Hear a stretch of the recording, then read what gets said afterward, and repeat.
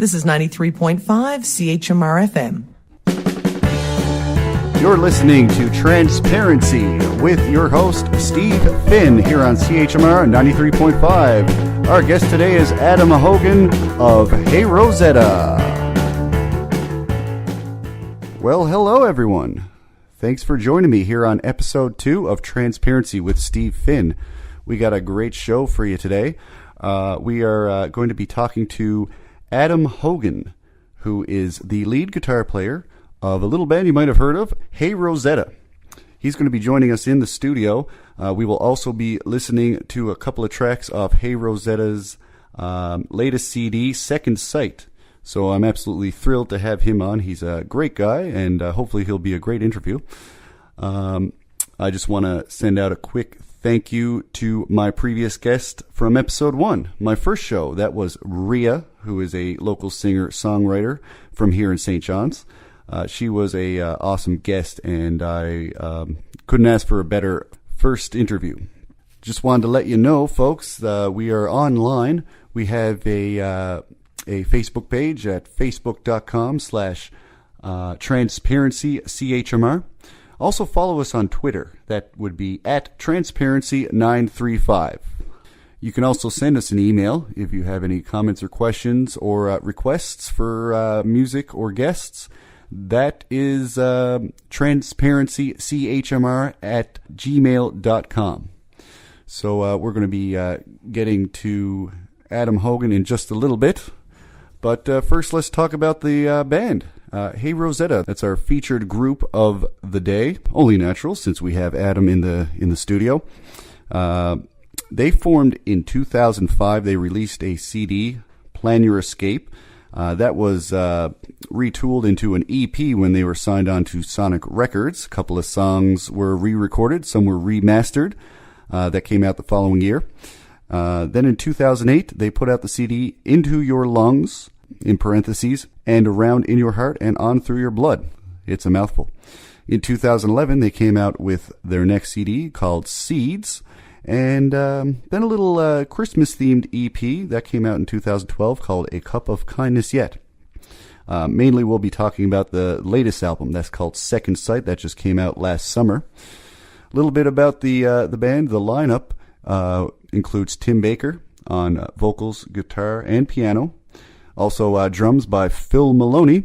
We have Josh Ward on bass, and a string section that is comprised of Kinley Dowling and Ramesh Thavanathan on violin and cello, respectively.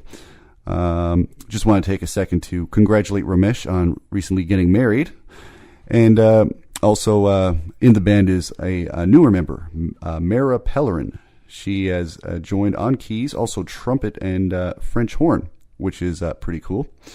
And last but not least, we have Adam Hogan on lead guitar. Now, he is our guest today. It's going to be a lot of fun. We'll be listening to a few songs from the new album, Second Sight. So stay tuned. We got a hell of a show. And we're going to start with a little ditty. This one's called What Arrows? And it's one of my personal favorites, so we'll start the show off strong with that. And then we'll be back to talk with Adam Hogan. We're going to take a look at how he gets some of the sounds on this new record, some of the pedals he uses, and we'll figure out a bit of how he works with the band. So without further ado, here's our first song of the day. This is What Arrows by Hey Rosetta.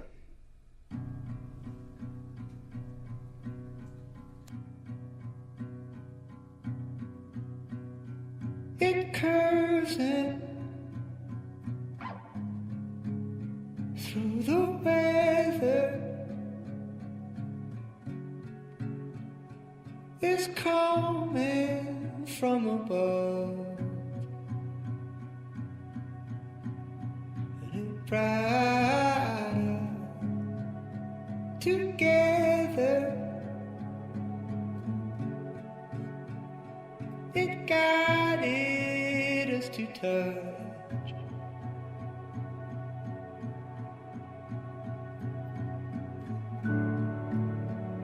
and it moves in a rhythm in Why tender Taylor came, pushed a thread through each of us. And he left us alone to walk our lanes oblivious.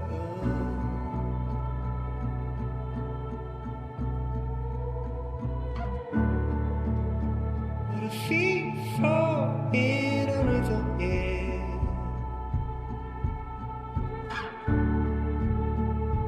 It's there if you're listening.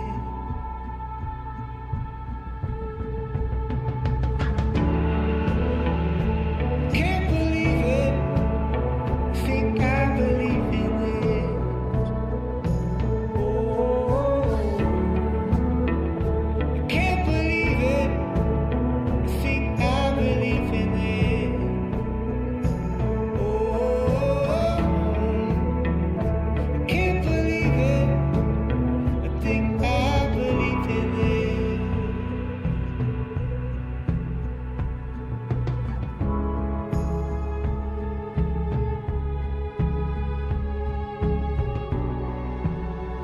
One arrow and one angle, one angel. Did he wait until we met? In that holy moment, or did he throw it to pin up broken bodies here?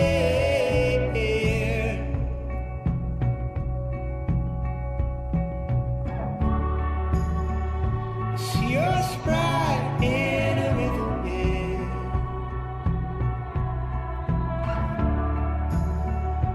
It's there if you're listening.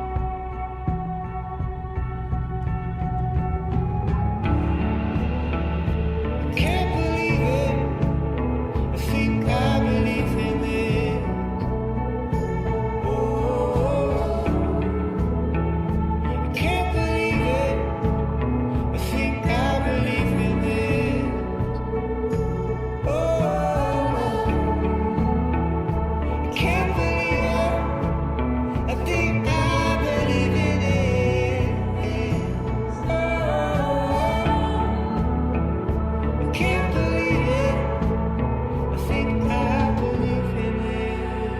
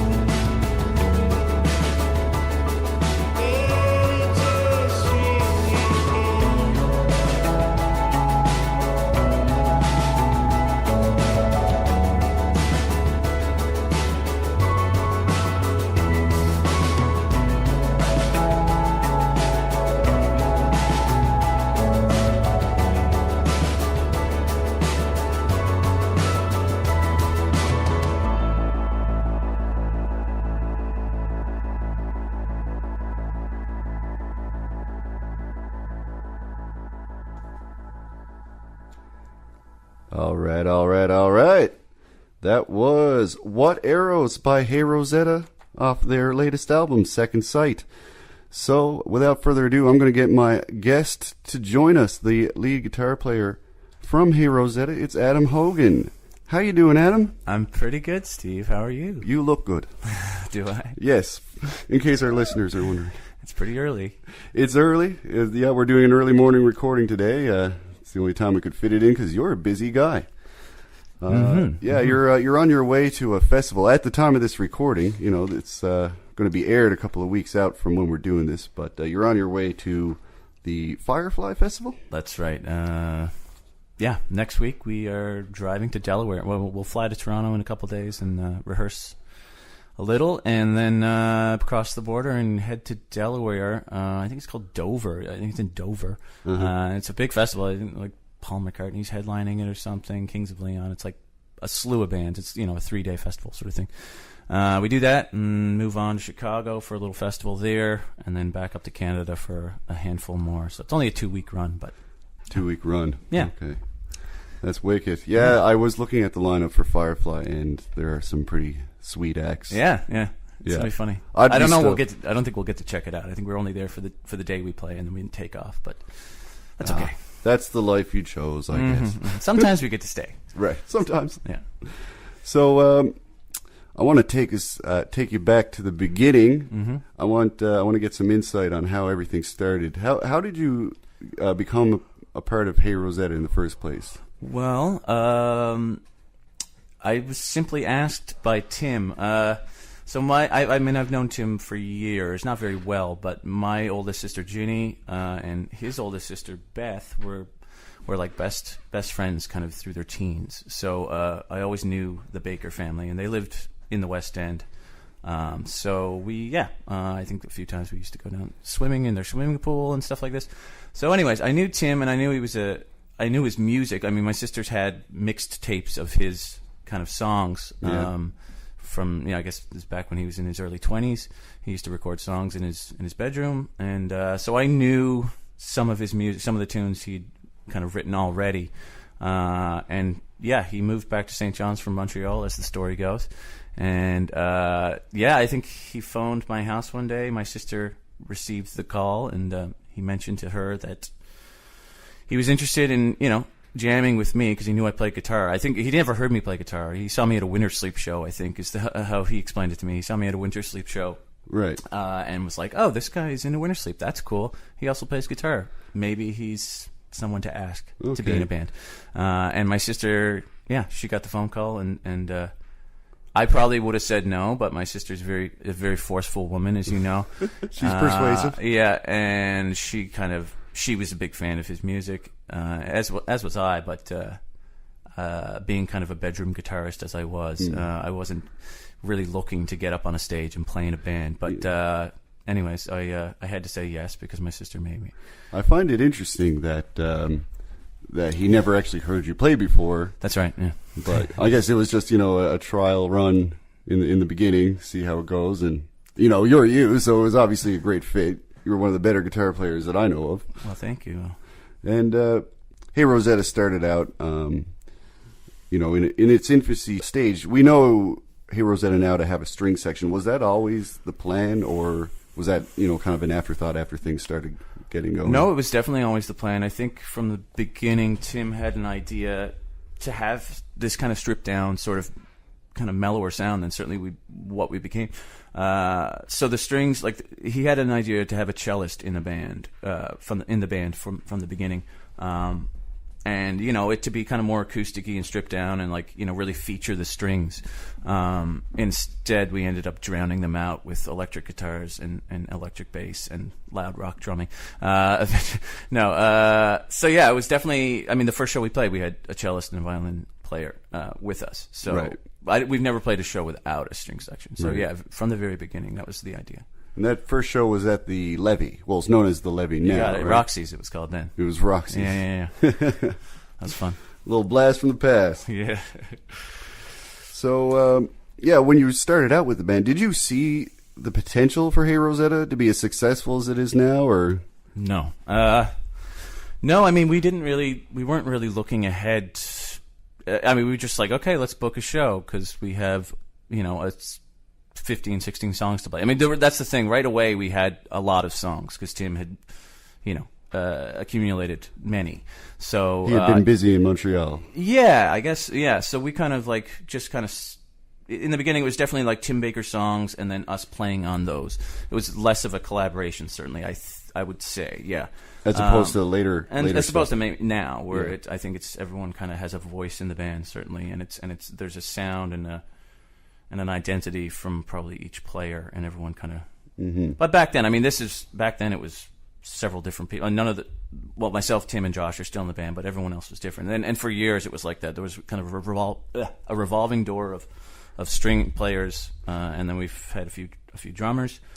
So it was, the first few years it was kind of unstable, perhaps. Yeah, but it's certainly leveled out in terms of the lineup now. Yeah, it's been the same group of guys. Probably six years at least. I think maybe. I think Ramesh was kind of on and off for a while, but he's more permanent now. He was in music school when we first started. So once he finished music school, he had already toured with us a couple times, and he decided that he would join permanently, which was a real blessing because he's a talented man. Yes, he is. And yeah, he just got married, as I mentioned in the intro. That's right. So props to him. That was fun. It was good time. Yeah, obviously you've evolved as a guitar player over the last 10 years. Hopefully. What were you, 19, 20 when you started in that band? I guess so. Yeah. So when you look back at those, I guess you don't listen to it that much anymore. But like, say if you listen to Plenty or Escape, do you think about like what you would have done differently on your tracks? Probably, and not that I would listen to it because I would probably cringe. No, maybe. Yeah, I mean, I think back then my idea, certainly when we were in the studio, it was just kind of like I just didn't want to screw the song up, So I wanted to get in there and lay down a functional guitar part that wouldn't and do it quickly because I didn't want to I don't need to track guitars for an hour or two. I need to just get in and get out and just be efficient. True. And yeah, I mean, there was some certainly creative freedom, and I was kind of coming up with everything I came up with, but.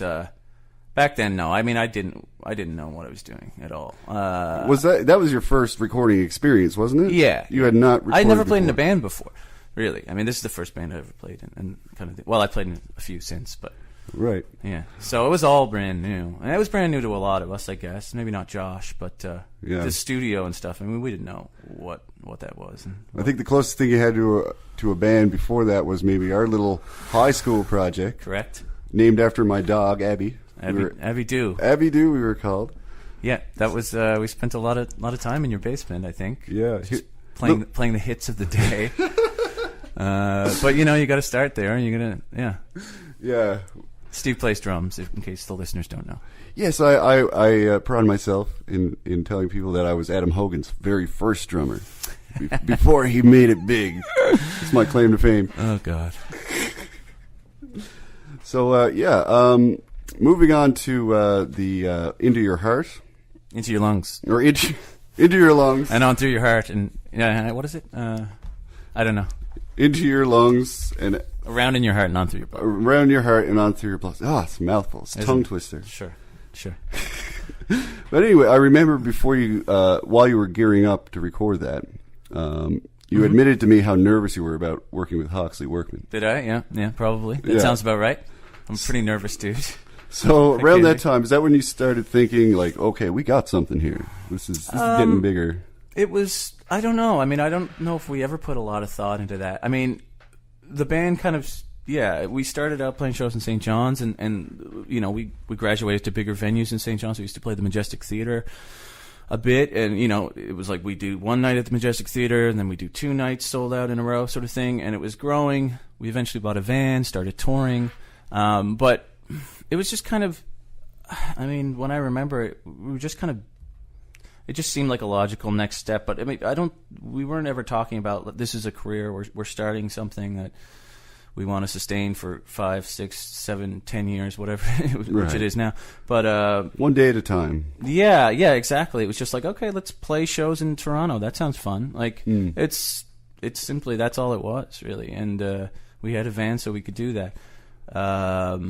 And the Hawksley thing, yeah, I mean, getting Hawksley Workman to produce it, I was introduced to Hawksley Workman through Josh, like his music through Josh and Tim, and we used to cover some of his songs, I think. But yeah, when he signed on board, it was like, oh wow, okay, this is interesting. This is scary. Like, you know, a guy that plays drums, guitar, bass, sings, does it all incredibly well.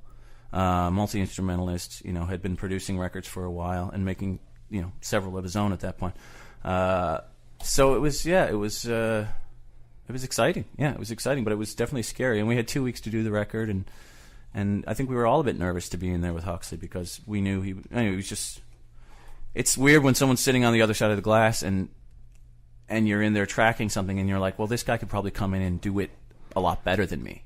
Right. So that's where the nerves come from. But I mean, it wasn't like that. Once we got in there and met him, he was amazing. He was hilarious. He was incredibly supportive. He made us all feel really comfortable and just tried to get the best takes out of us. And yeah, That's great. It was a quick process, though. You know, it was a quick 2 weeks.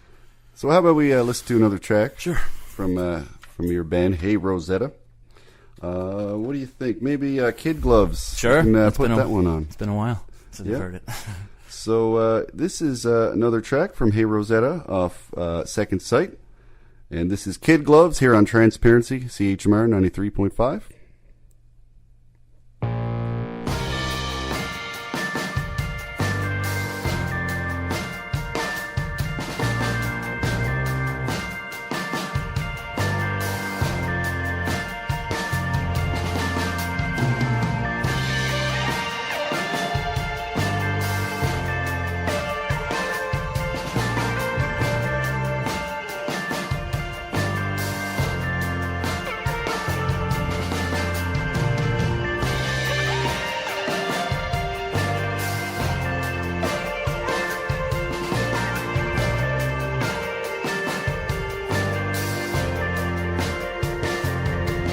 When you come to, you're kind of floating. The air is full. It's like it's holding you. Isn't it typical? Nobody's noticing. All that they're moving, all that they're breathing. Isn't it beautiful? Here in the thick of it, to know that when you fall, you're just afraid to swim. Here it is.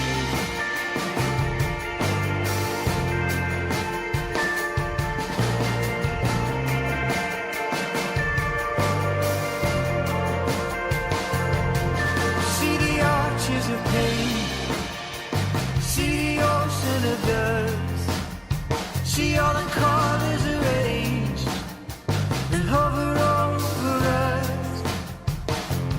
Like when we were little kids, lifted into our beds. Didn't we see it then, before we turned our heads? Here it is.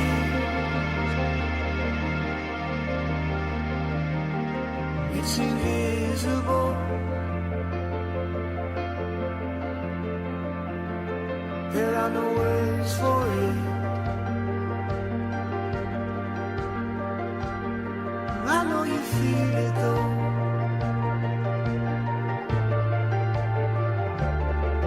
Feel it lifting up. Feel the weights come off. And every cell of blood suddenly move as one. We were denied so much. All their religion, all for the science thing. I never understood. They took away my trust. Maybe I gave it up. Just an adolescent shrug. Hostage as I dropped the gloves. Yeah, but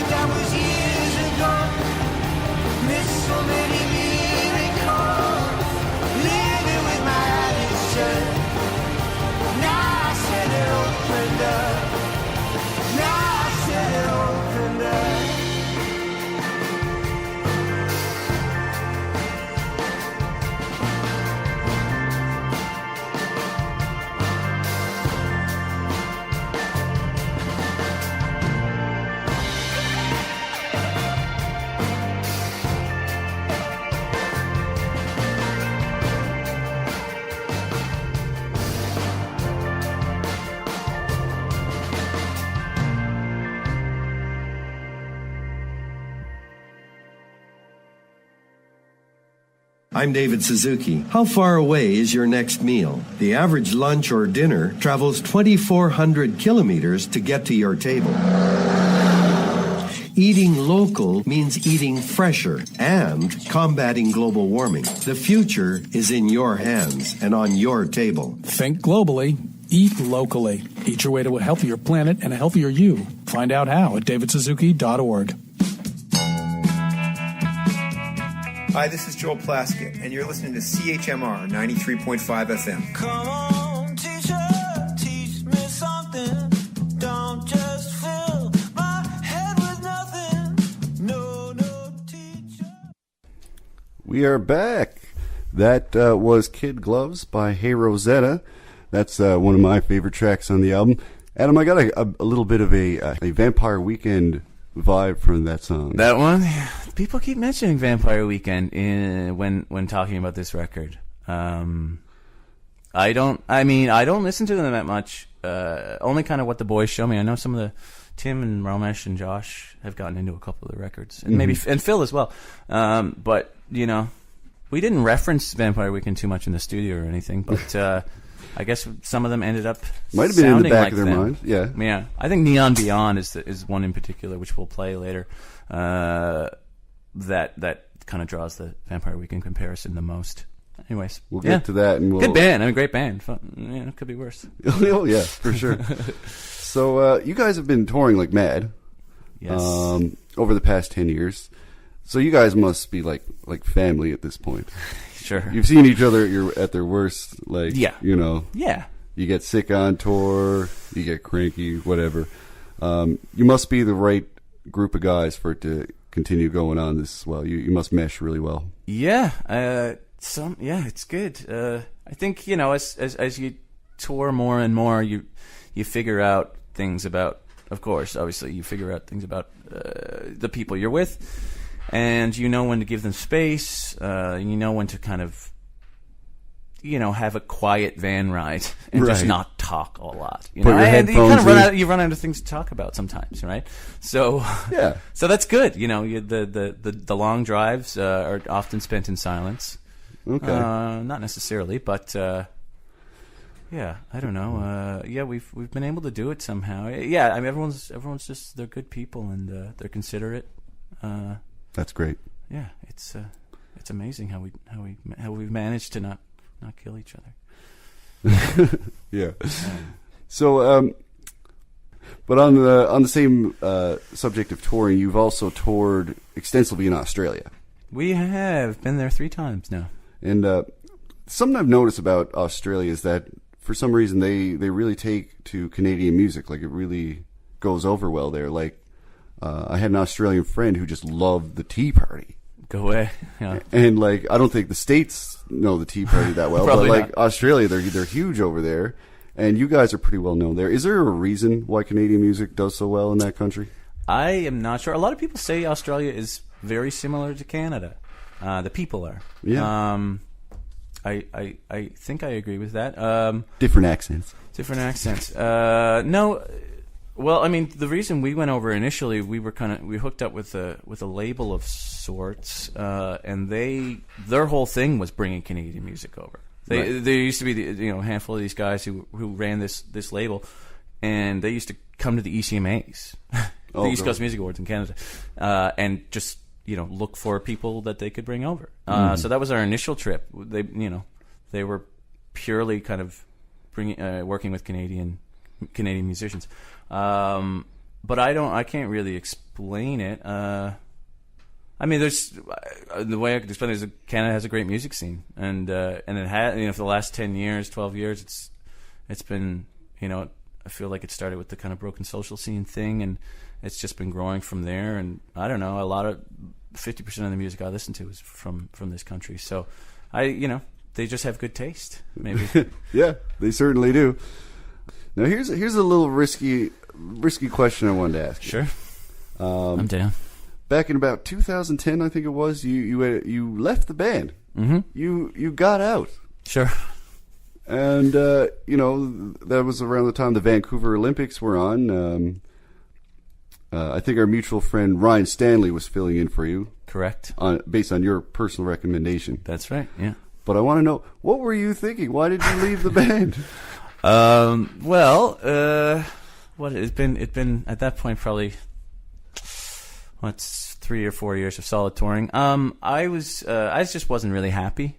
My mental health wasn't very sound, and I was going through a lot. Just I guess depression, a lot of anxiety. I was playing was becoming a lot more difficult. Getting up and if you've ever experienced anxiety, the last thing you want to do is get up in front of a room full of people and say, "Look at me." I can't even answer the phone when I'm feeling anxious. Sure. So, I mean, I didn't maybe know it at the time. At the time, I was just like, I'm really tired of playing this. I mean, it's hard to tour and play the same songs every night. It's easy to become sick of it. So the time off that. I mean, I stepped away, and in my mind, that was it. I was done. I think the rest of the guys just looked at it as like he needs some time away, and we will welcome him back when he's ready. Right. Which is exactly what happened. But in my mind, I thought I was definitely out, and I took some time home and saw some counselors and things like that, and got a little healthier, and I guess came back however many months later, just in time to record Seeds. Really, I missed the Olympics, of course, which was probably fun. I don't know. That would have been way too intense to handle. That just seemed crazy. Vancouver was just like overtaken. I mean, obviously, just thousands and thousands and thousands of people, and just it's wild. And that would have been worldwide coverage. Probably the biggest audience you would have played to. Well, I mean, I don't know. I don't know the nature of the gigs. I know they played with the Constantines, which I was sad that I missed that because I've never seen them to this day. I've never seen the Constantines live, but they were on the bill with them. But so I missed some gigs. Missed South by Southwest, I think. But by the time I kind of talked to Tim and said I was going to kind of rejoin, we were pretty much kind of 2 months away from getting in the studio to record Seeds. So I just kind of stayed at home and started working on parts, and then I was back in and we recorded the record, and everything proceeded as usual. Yes. Well, we're all glad that you're back in the band. I'll probably get to another song now. Sure. And what's it gonna be? What's it gonna be? If it's Neon Beyond, maybe I'll say right now that a fun little fact that we were discussing earlier that I mentioned that you got a kick out of was one of the percussion sounds off the top, something that sounds a little like is actually what it sounds like. Romesh Savanathan biting into a sugar snap pea. We ate a lot of vegetables, sugar snap peas, lots of carrots. We tried, a healthy diet in the studio for those long days. And we put a microphone on Romesh chomping down and sampled it. It's a good sound.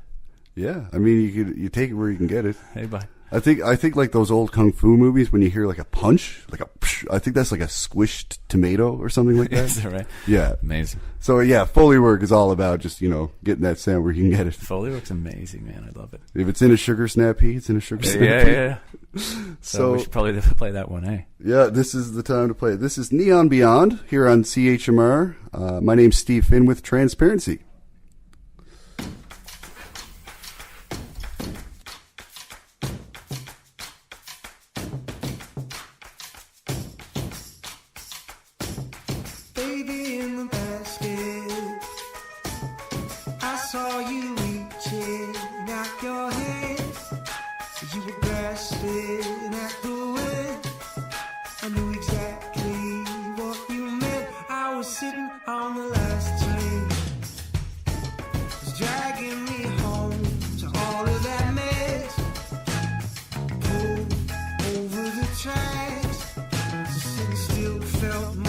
Falling back, and I come there.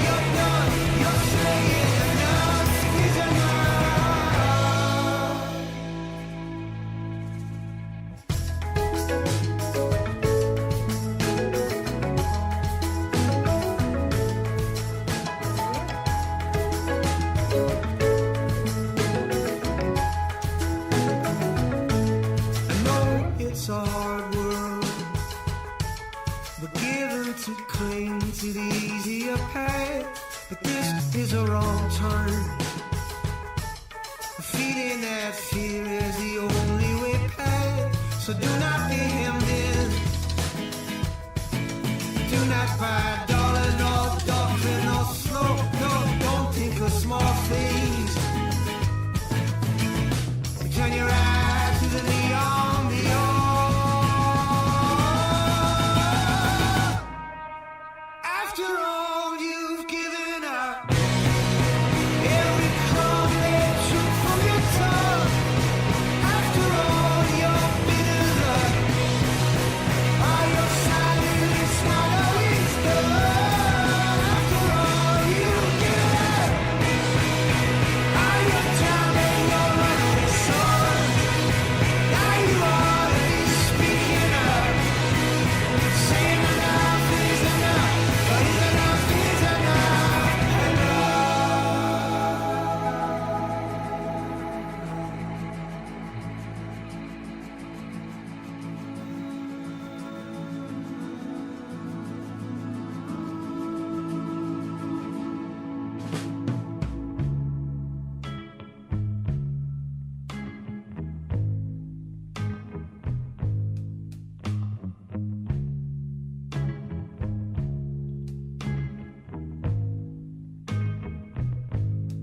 find the sapling, sand and smooth, sharpen the stone edge, feather the bruise, make it sure, make it true, before you let it loose. Feel the moment, see the moon, calm and focused as you nudge the wood. You put everything in, then you let go of it. All that you did, just let go of it. That's how it is, you let go of it.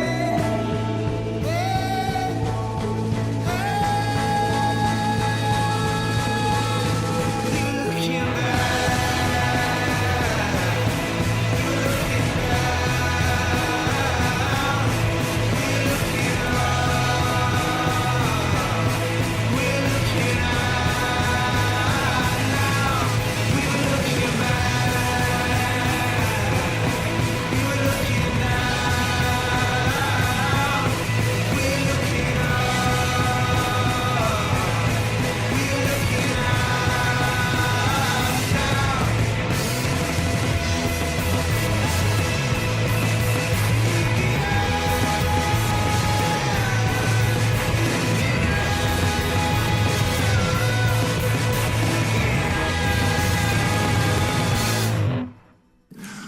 Well, music is a thing that makes us all feel good. It brings a really good feeling to the neighborhood. Tune in to 93.5 CHMR FM every Monday night, 9 p.m. for the best in blues from the Mississippi Delta to the Great White North on the Blind Lemon Blues. That's every Monday, 9 p.m. and only on 93.5 CHMR FM. I ain't gonna ride in no limousine. I'm a riding the band. The Newfoundland and Labrador Arts Council is accepting applications from schools, school boards, or groups of schools to operate Arts Smarts projects. Arts Smarts provides funding to schools to bring professional artists into the classroom, to help teachers and students integrate arts activities into non-arts subject areas.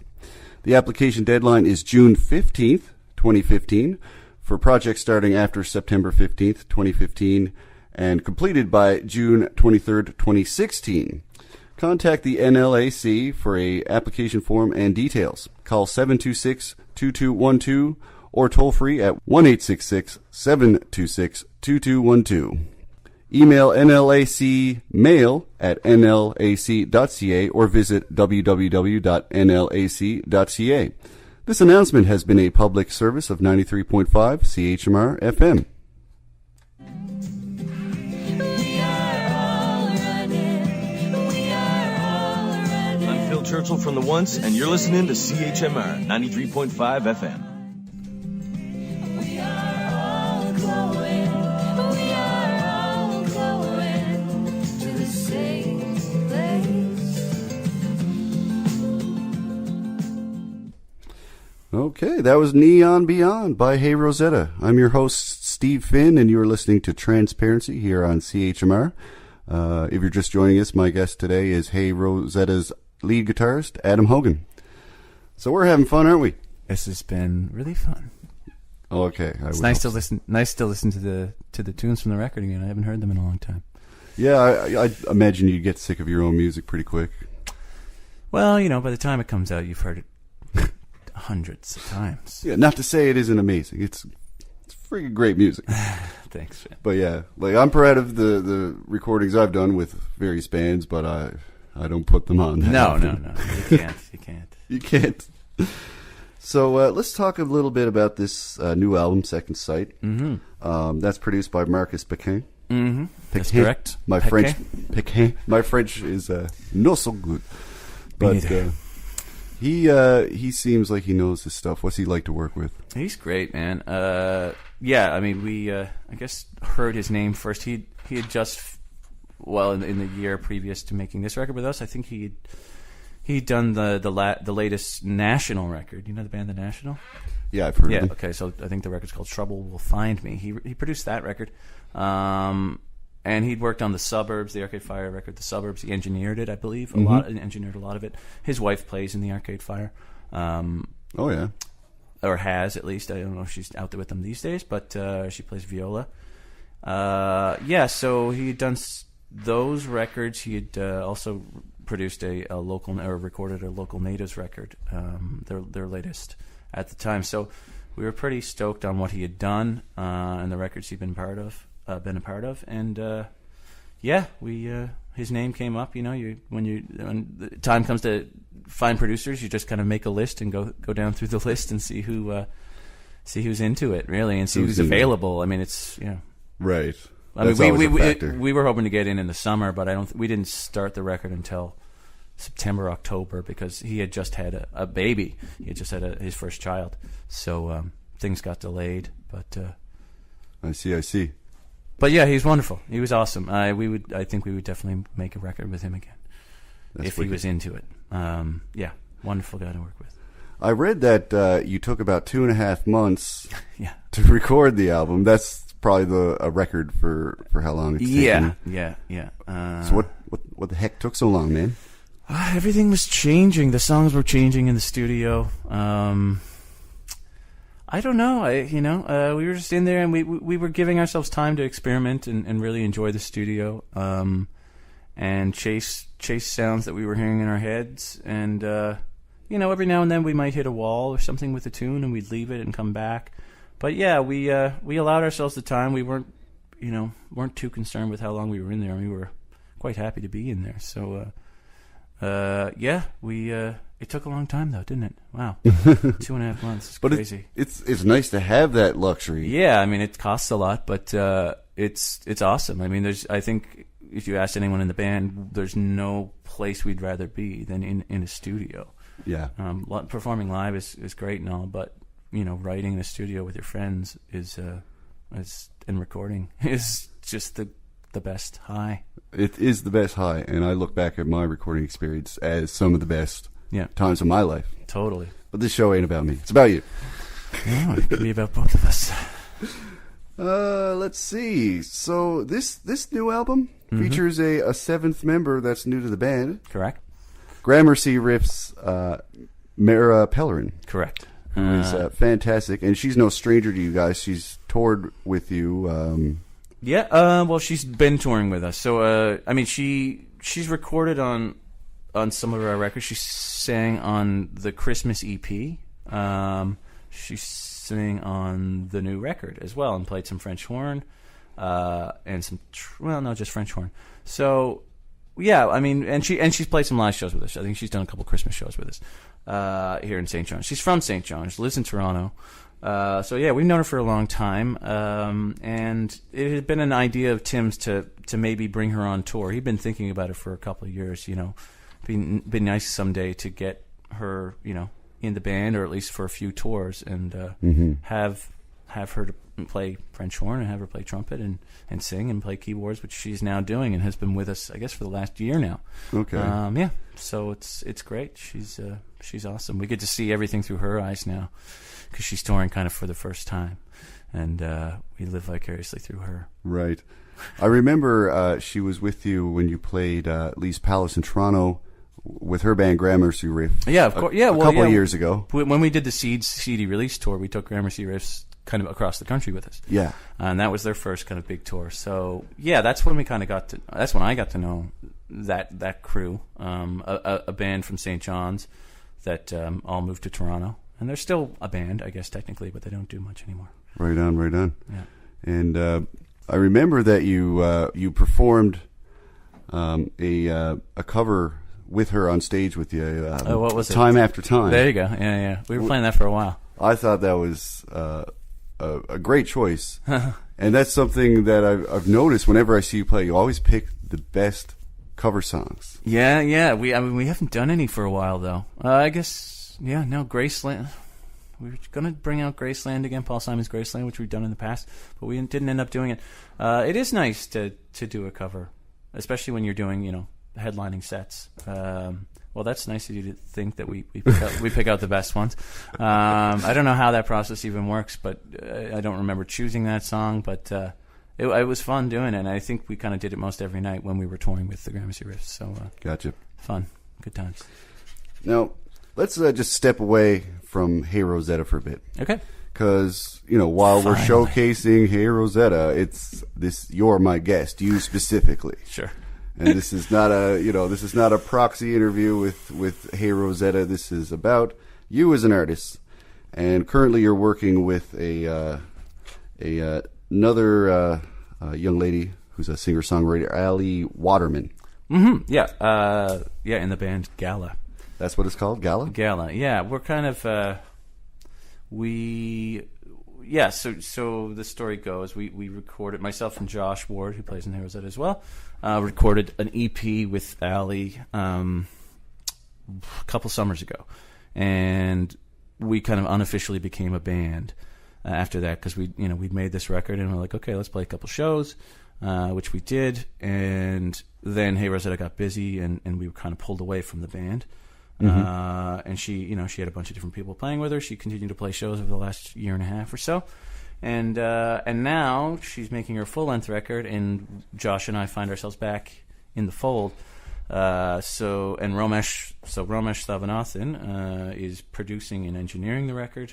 That's great. We just began recording just about, I guess, 2 weeks ago, and so myself, Josh, Romesh is on board producing it. Ali Waterman, like you said, is the songwriter, and Ash Chalmers is the hero on drums. The hero. He's incredible. Right. He's really good. You should actually see him play. He's playing in his kind of trio. I won't call them jazz, but there's I don't know what they are. A lot of improvisation, but a trio that he plays with Grant King and Ian. I don't remember Ian's last name, but just guitar, bass, and drums. Big Space, they're called. Right. Yeah, I've heard Ash is great. I'm hoping to check that out. I think Phil from Hey Rosetta was originally considered for that. He was considered for it. Well, the thing is, Tim Baker was producing this first EP. Like I said, this little EP we did a couple summers ago. So Ali had been trying to make the record for a while, and there were a few band members kind of in and out, and it was really hard to kind of just get moving on it. So Tim asked myself, Josh, and Phil if we would consider playing on it and just getting it done really quickly, because she'd been waiting to make it for about a year. Mm-hmm. And Josh and I said yes. Phil was a little too busy at the time, so this is where Ash comes in, and so that's how it all kind of began. But it's I'm super happy to be back in and recording. Like I said, we've been going for the last couple weeks in Pooch Cove. We set up a studio in an art gallery. And it's been, and I'm just really excited about it. For sure, it's gonna be cool. So, I noticed you got your pedal board there. Just happened to bring it by. Yeah. Oh, look at that! There it is. So I'm going to play one more song, and maybe you could show us how you get the sounds for some of the tracks on Second Sight. Sure, I'll do my best. Yeah. Do my best. I'm sure you will. Okay. So right now we're going to play Promise, which is a great track, one of my favorites off the CD. So we're going to have a quick listen to that, and we'll be back to take a look at Hogan's gear.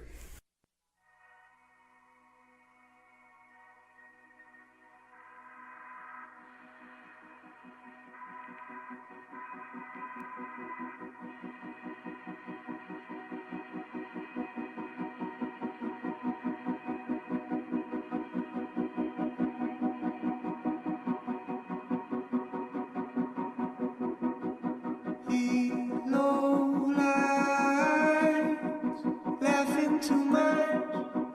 Never close your eyes till the sun's coming up. Underslept, overdreamed.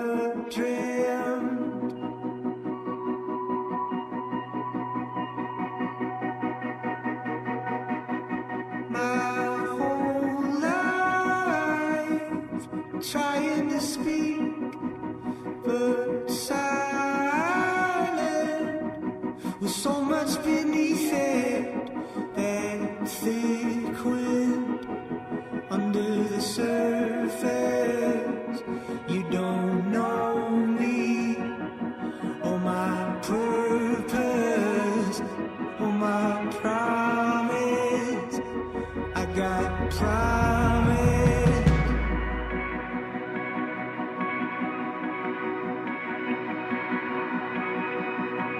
Your hands and feet, for all of their grief, turned out to be only your elbows and knees. You go farther, you just started.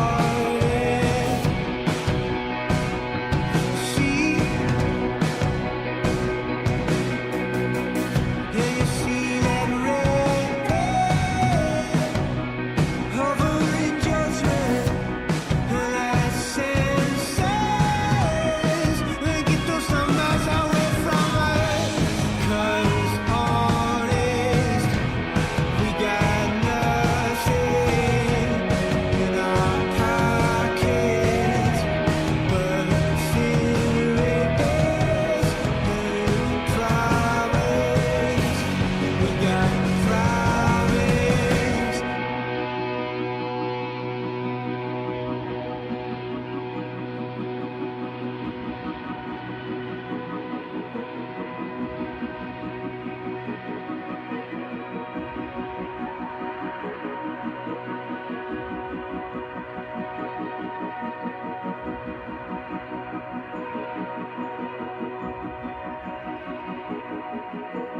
I'm waking up, pull me from my seat in the dark, as if in a dream, lifting off.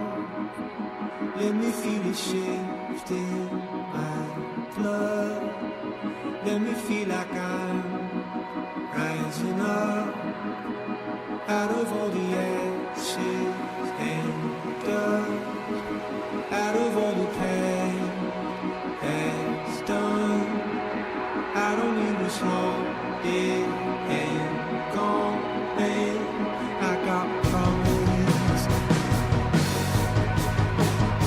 I got promise. I got promise. Yeah, I got promise. Yeah, I got promise. Yeah, I got promise.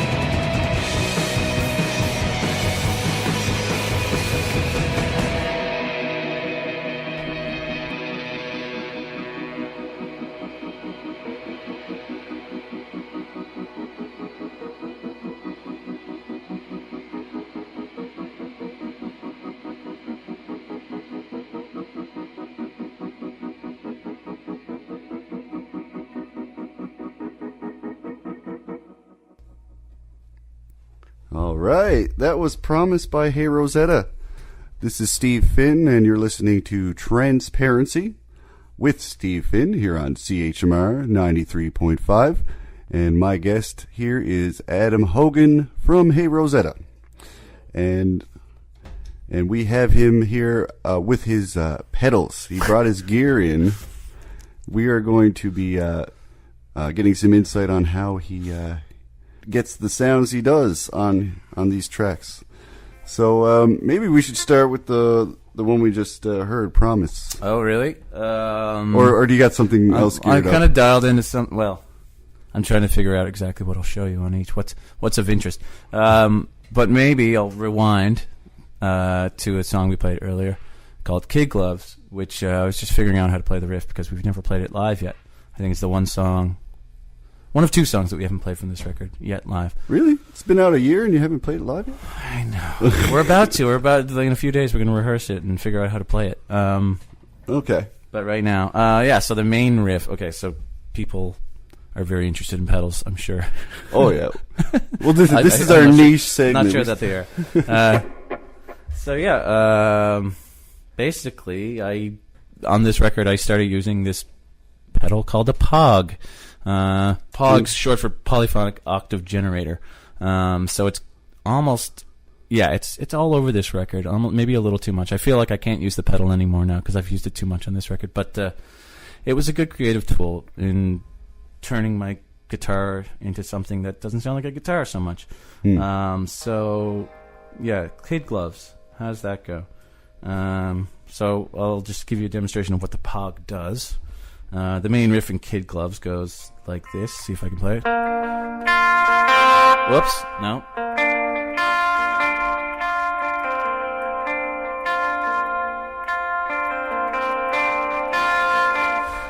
Sorry for the weird distortion, but the amp's reacting strangely. But anyways, that's not how it goes. It's actually an octave up when I put the POG on, so it sounds like this.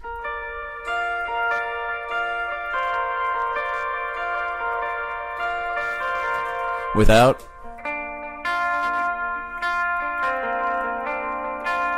So you get the idea. That's fun for me because I don't know. It just is. It sounds cool. That's cool. So that's the POG right there. That's the POG. You can do all kinds of things with it. You can play it an octave down. So it's down kind of like a bass. Okay. Sorry, I'm not talking in the mic. Anyways, so why do we even need Josh then? If we got that? Well, I got to do other things. Josh is amazing. Let me see. I'll try to dial up another song here now. One moment. Yeah, take your time. For my next sound, I'll demonstrate. If you guys care, I'll demonstrate the riff on Neon Beyond, which we heard earlier as well. I think Mara, when she joined the band, thought this was a keyboard, and rightfully so, because I guess it doesn't really sound like a guitar. But not to toot my own horn here, but no, it's kind of a fun little quirky riff. What's the pedal you're using for this? So it's the POG again, pitched an octave up like the last riff, and there's just like a single note delay or repeat on it, so it sounds like. And the riff is this.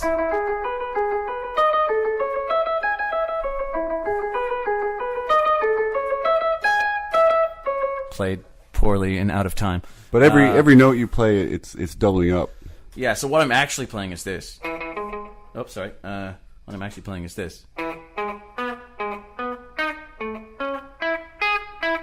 Right? It changes completely. And then with the thing on.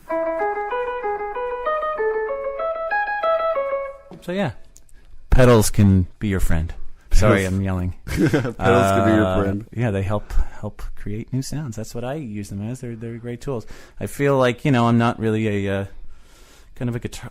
I think the whole reason I started collecting pedals and getting into this is because maybe I became bored of the guitar a little, and bored of myself as a guitar player. So whether I knew that or not, as I was buying all this stuff up, I don't know. It's just a great way to kind of make you think differently about the instrument, and it just, you know, the source sound is a guitar, but it doesn't necessarily have to sound like a guitar, you know. For sure. And it's a lot of fun, and I enjoy it very much. So yeah, my pedal board has grown over the years, and it's of a pretty obscene size right now.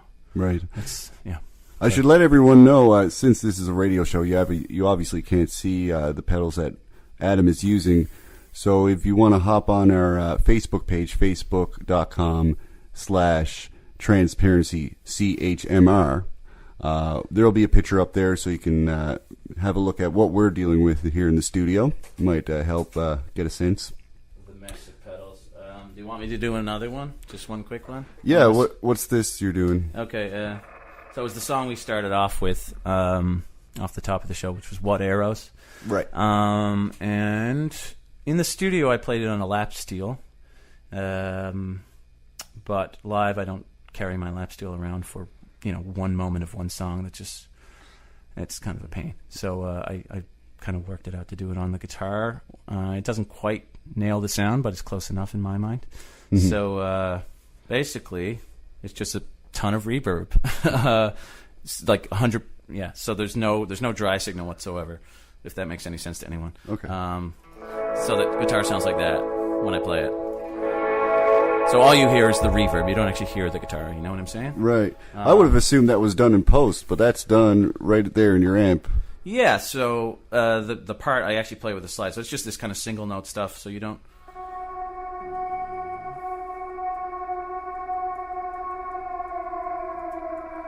This kind of ghostly, haunting sound. That's sick. I think I probably stole it from the post-rock band Godspeed You, Black Emperor. I don't know if you know them, from Montreal. That guy kind of does a similar sound. I think he uses a screwdriver to kind of create the sound. He just kind of uses it like a slide.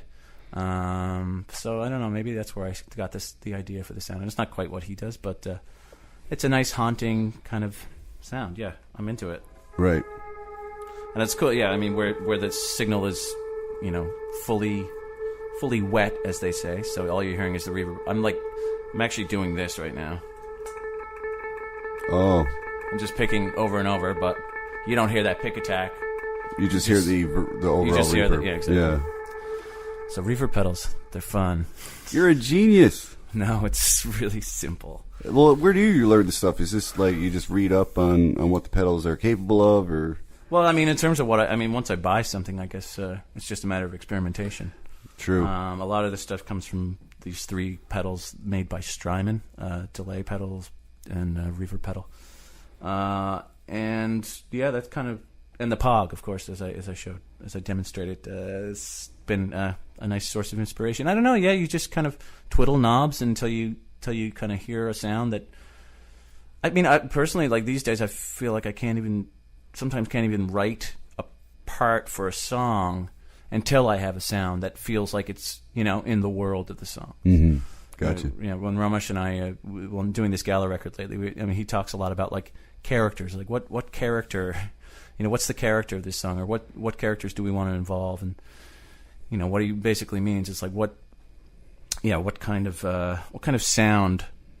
Anyways, yeah, like I said, to me it's like the sound often comes first, and then I'll kind of write, but. Yeah, I'm getting pretty familiar with all these pedals down here. Some of them are more complex than others, but I've spent enough time with them now, and that I can kind of work them pretty well, I think. So, yeah. So, yeah, the Pog is fun to inspire new ideas. New ideas. Yeah. That's so awesome. There you go. Some of my tricks. Well, Adam, thanks for coming in. We're pretty much out of time. Mm-hmm. I had a lot of fun. Yeah, me too. And this was your first time at CHMR, so it was. It's lovely. Yes, it's a little warm, but it's great. Yeah, it's a little warm, but we'll be out of here soon enough. For you folks listening, this has been the 2nd episode of Transparency with Steve Finn. Want to let you know we are online now. You can follow us on Twitter at Transparency935. There's no period there. It's just 935. And we're also on Facebook, facebook.com/transparencychmr. So follow us there and keep up with what we're doing. My next guest is going to be Andy Jones. That's next week, and I'm really looking forward to that one. And I'm going to play us out with one last tune. This one's a little stripped down. I don't think you're on this track. That is correct. It's just Tim and a piano, and all these crazy vocal harmonies that you'll hear when were all recorded. Like he made a demo in his living room and kind of played us that song, and the demo like had this major vibe to it. So what ended up happening is that it was pretty lo-fi. Like the piano didn't sound that good. So we just he ended up retracking the piano, and they just kind of salvaged the vocals and kind of improved their sound a little. But all that was done 2 years before or 3 years before even recording this song, sort of in the studio. That's so crazy. If you hear the vocals, you can kind of understand that it would be hard to kind of duplicate. They're very kind of spontaneous, and there's a total vibe to it. Anyways, Marcus really loved the song, as did the rest of the band. So we made sure that it was on there. Yeah. And the track we're talking about is Trisha's Song, and this is our last song. I want to thank everyone for tuning in. Here's Trisha's Song by Hey Rosetta on CHMR.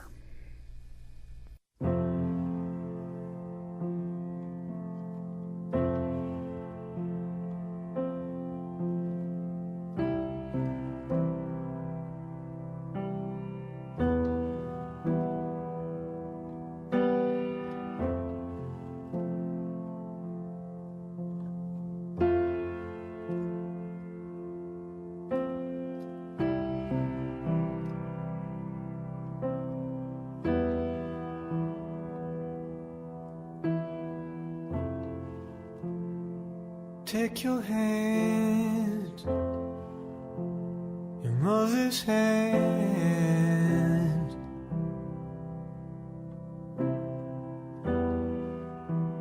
and fold them in your dress. All the time I've known you've had them out, flashed about and helping where you can. Oh,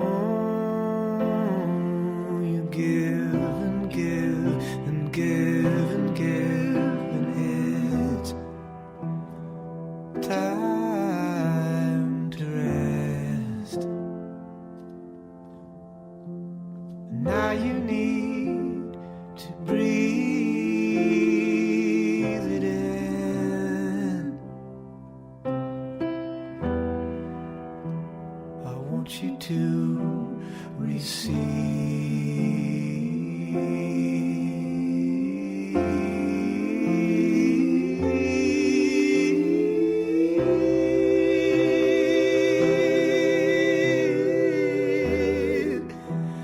and go to sleep. I will watch over you. Nothing will go wrong. I won't sit until you're strong.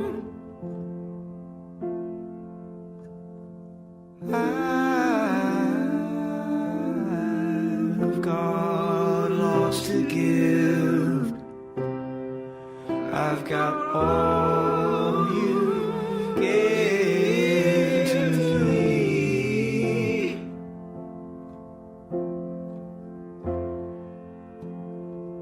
All you've given to me. Breathe it in.